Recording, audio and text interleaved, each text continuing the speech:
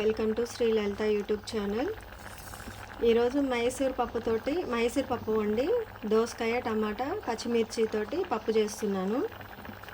Already Mysore పప్పు ఉడకబెడుతున్నానండి. కుక్కర్లో అవసరం లేదు, తొందరగా ఉడుకుతుంది కాబట్టి 2 ఆయిల్ చుక్కలు వేసాను. ఒక చిన్న దోసకాయ అండి, పచ్చిమిర్చి టమాటా యాడ్ చేస్తున్నాను.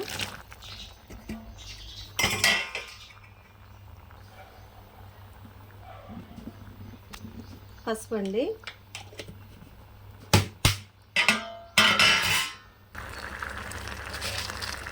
కొంచెం సాల్ట్ యాడ్ చేస్తున్నామండి. గల్లుప్పు పప్పులో మంచిగా ఉంటుందండి. రసం అలాంటి వాటిలో గల్లుప్పు యాడ్ చేసుకుంటే బాగుంటుంది. చట్నీల్లో కూడా అండి, అంటే చట్నీలో డైరెక్ట్ వేయొద్దు, మనం ఎండలో ఆరబెట్టేసి తర్వాత మిక్సీ పట్టుకొని యాడ్ చేసుకోవాలి.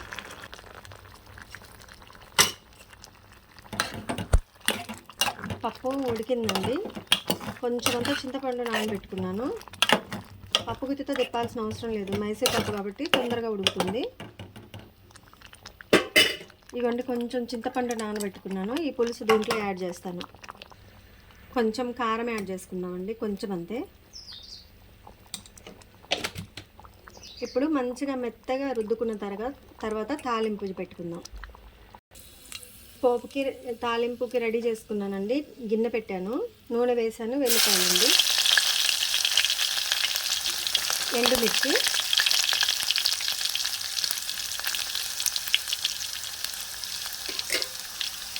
జీలకర్ర, తాలింపు గింజలండి,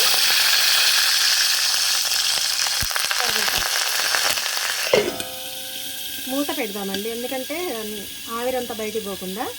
ఇప్పుడు ఒక గెరెటతోటి కొంచెం పప్పు వేసి మళ్ళీ మూత పెడదాం. పోపు రెడీ అయిపోయిందండి.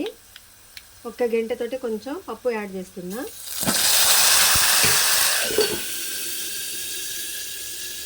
ఇప్పుడు మిగతా పప్పు అంతా కూడా దాంట్లో యాడ్ చేస్తున్నా, ఎందుకంటే నూనె పట్టాలి కదా పప్పుకి, అందుకని.